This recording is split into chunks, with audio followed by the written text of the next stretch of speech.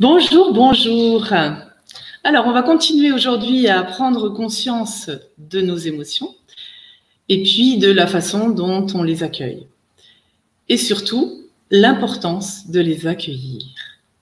Alors, je ne sais pas si ça vous a parlé, je vais vous redessiner le schéma que je vous avais fait par rapport à cette résonance intérieure.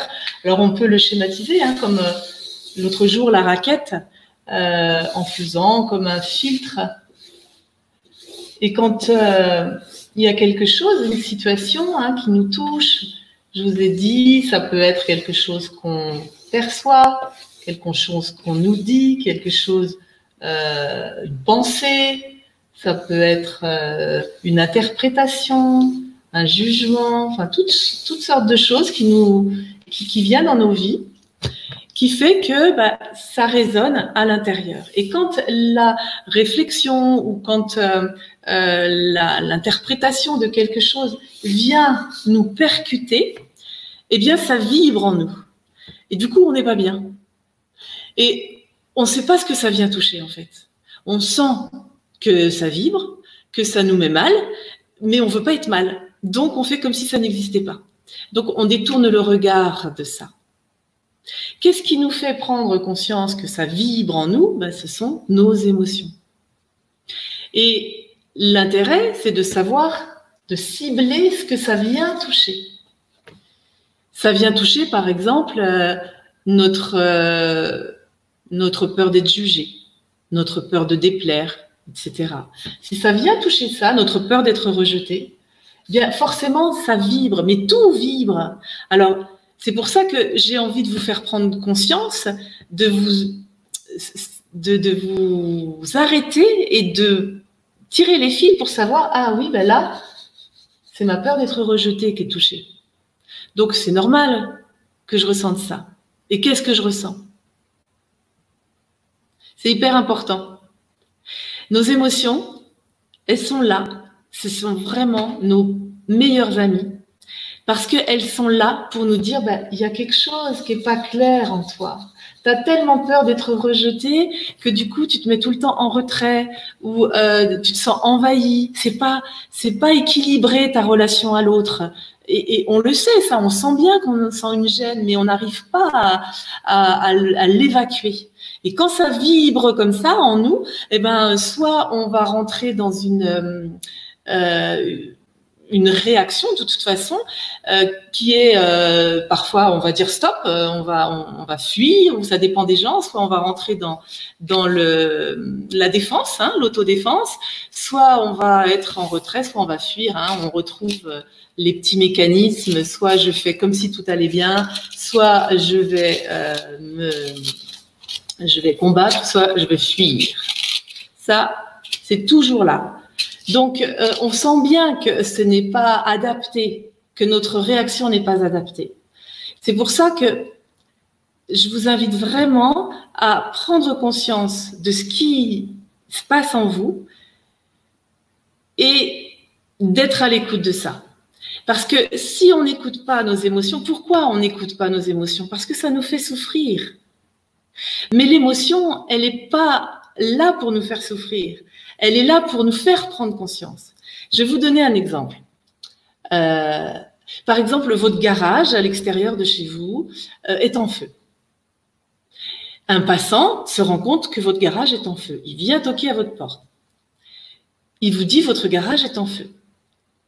Votre émotion, elle vient vous dire, là, il y a quelque chose à faire. Et vous dites, non, moi, je ne veux pas y aller voir. Ça me fait trop souffrir, je ne veux pas y aller voir. Non, je ne veux pas y aller voir. Donc, vous refusez que le passant vienne vous prévenir, vous lui fermez la porte. Votre émotion, c'est ça. C'est comme s'il venait vous dire, attends, là, il y a un problème à régler. Et vous dites, non, je ne veux pas le voir, je ne veux pas voir le problème. Donc, le garage, il brûle complètement. Et la situation en vous, elle va se consumer, elle va prendre de l'ampleur si vous ne voulez pas aller y voir d'un peu plus près.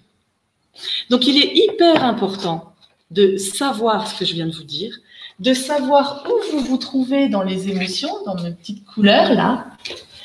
Pour l'instant, dites-vous seulement, bon, j'ai senti que ça vibrait en moi. Qu'est-ce qui se passe? J'ai peur. J'ai peur. Après, peut-être que ça vous met en colère. Ben oui, ça me met en colère, ça. Je suis triste. Ou je vais très bien, ok, là c'est plutôt bien, je suis plutôt zen, je le prends bien, tout va bien. Ou alors je suis très en joie. Mais vous savez, contrairement à ce qu'on pense comme ça de loin, c'est qu'on peut avoir autant de mal à accueillir la joie que la colère et la peur. Parce que la joie, c'est comme si on n'avait pas vraiment le droit. Vous savez, quand on est excité, qu'on est tout en joie, je vois bien quand les enfants sont très heureux, ils sont tous excités autour de leurs grands-parents, etc. Et les parents vont dire, tu vas te calmer, oui. C'est comme si on n'avait pas le droit non plus d'être en joie. C'est pas si facile d'accueillir sa joie et le bonheur. Parce que peut-être qu'au fond de nous, on se dit qu'on n'a pas le droit à tout ça.